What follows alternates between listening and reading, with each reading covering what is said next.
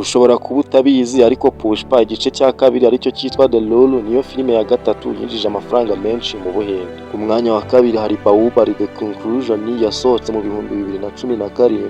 Ku mwanya wa mbere hakaba hari Dangala yasohotse mu bihumbi 2016. Niba ubyumvishe neza iri muri eshatu za mbere muri filime ziherutse gusohoka kandi zikinjiza amafaranga menshi. Ubundi bisanzwe bizwi ko abakinnyi nka Sharukani, Amir Khan cyangwa Prabhas aribo bakinnyi basanzwe bakina filime zikinjiza amafaranga menshi. Ni gute umuhungu w'umuterugu yisanze afite filime iri muri eshatu zinjije amafaranga menshi mu Buhinde? Ubundi Pushpa ifite ibice bibiri. Nituvuga igice cyinjije amafaranga menshi wumva igice cya kabiri aricyo bita The Rule. Mbere yuko tuvuga amafaranga kino gice cyinjije ariyo box office, abanza wumve kano kantu. Bajya gukina iyi filime bari bafite budget ya miliyoni 22 na miliyoni 25 z'amadolari. Producer wayo Sukumari yahisemo gukinisha Ali Arjun iyi role ya Pushpa kubera ko uyu Ali Arjun hari izindi filime bari barakoranye kandi afite ukuntu akina scene zishekeje ari seriye, ibi bikaryoshya filime ku rwego rudasanzwe. Niba warabibonye neza wabonye ko Pushpa aba ari umuhungu w'umukene ariko wiyemera ku rwego rudasanzwe. Iriya scene yo kwishyura umukobwa kugira ngo amurebe cyangwa kumwishyura mu gataxi kugira ngo basomane iri muri scene zakunzwe cyane hariya mu Buhinde.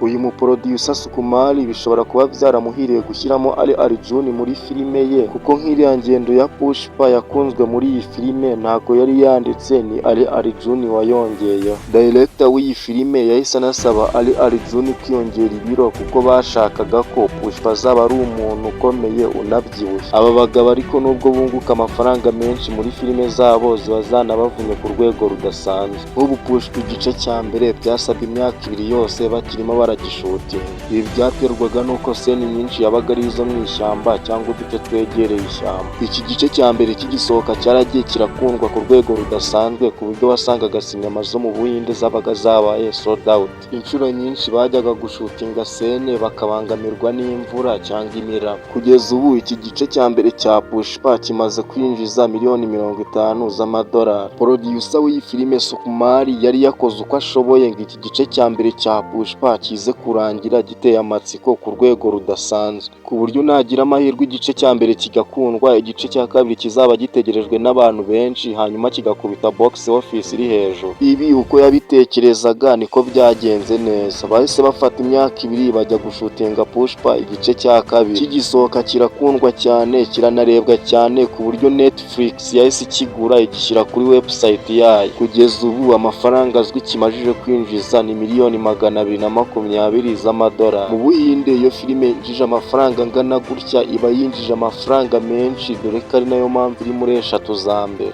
Kugira ngo wumve iby'iyi filime ukuntu bidasanzwe, mu Buhinde hari abatangiye kwiganira imyitwarire ya Pushpa ku buryo hari n'abateretse ubwanwa kubera Pushpa. Ese kuko hari icyizere yuko mu Rwanda tuzagera kuri level nk'iyi? Dukoreye subscribe unashyira igitekerezo cyawe muri comment, uraba udufashije cyane. Urakoze.